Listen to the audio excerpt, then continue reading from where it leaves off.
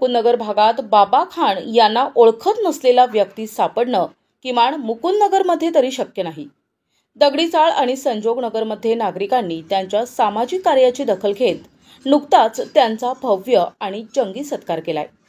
बाबा खान हे नेहमीच त्यांच्या प्रभावी व्यक्तिमत्व, मनमिळावू स्वभाव आणि सामाजिक कार्यामुळे काही ना काही विशेष नावाने ओळखले जातात।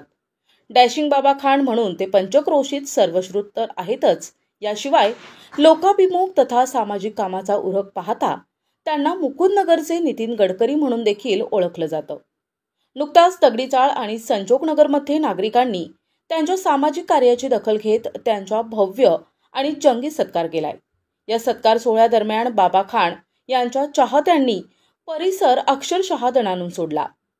सबके दिल से बाबा खान फिरसे अशा जोरदार घोषणा यावेळी देण्यात आल्या।